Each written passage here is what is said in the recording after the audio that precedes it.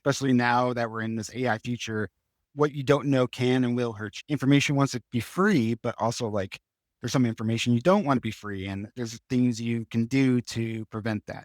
You need to work at places that let you try stuff outside of your lane. The startup world was very helpful for me because I would come into a company as not a product owner, but in another area of the company. A lot of companies say we're a zero trust company. And then you see a lot of 5% trust scattered throughout the company, unevenly distributed. If your organization doesn't allow you to do that, then you need to find another organization that supports that kind of mindset because otherwise it's just really hard, I think, to stay focused and ship things on time. A lot of people treat these as like milestones to check off in the project, but really they're things that you should think about in day one of the architecture design, right? Like I'm going to be sitting across the table from CSO in 3 months. And I'm going to have to explain to him this architecture diagram. I think especially when we're talking about like that delight, user experience stuff. Like if you look at security grade applications, they have the most awful user experience, right? Because they're completely empowered to make the most secure path, right? Okay. We want to make it easy for grandmas to upload stuff, but we want to make it hard for Estonian hackers to steal grandma's personal information. The safest system is one that's not used by anyone.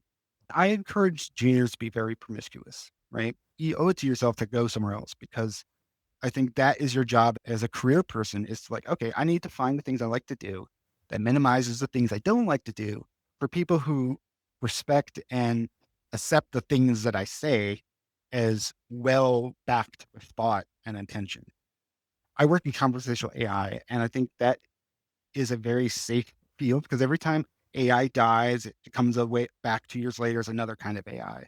And because the thing that's on the present is people talking to computers. I'm going to go work for Hasbro making Dungeons and Dragons because they don't get candidates that have financial services acumen, security, and I'm just going to slam dunk it and have a job that maybe pays less, but I have more fun and autonomy to do stuff. So you start seeing wins like that where it's just like, okay, I'm going to have less of a good stock options, but also I won't have a reorg every 12 months into a completely different product that I didn't pick when I was hired, you know? Encourages individual to create a candidate market fit of themselves Mm, and to work with their peers to develop and harden their candidate market fit with those from within their circle and outside their circle to really refine what you're looking for. I would talk to customers to solve hot tech problems, be the voice of the product for people. And I think once in tech, you feel that you realize you're a person like you,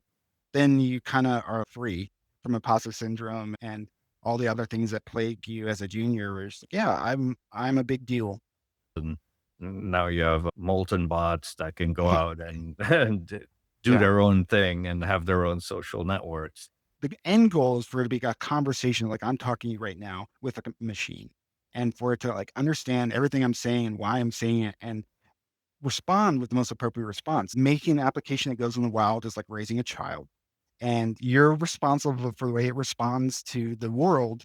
We have to make a completely uninteresting experience for the worst people in the world who want to exploit our product for either profit or giggles. I owned the product when I was at Microsoft that was the subject of a DEF CON talk, an exploit in my product. I identified 14 months prior that I had a spec completely written to fix, but it was unfinanced because the AI explosion was making other things more worthwhile to invest in. Slapping security on at the end of the SDLC process is like trying to put a padlock on a vault that wasn't designed to really withstand anything attacking it. If it doesn't make sense, you might work for fools.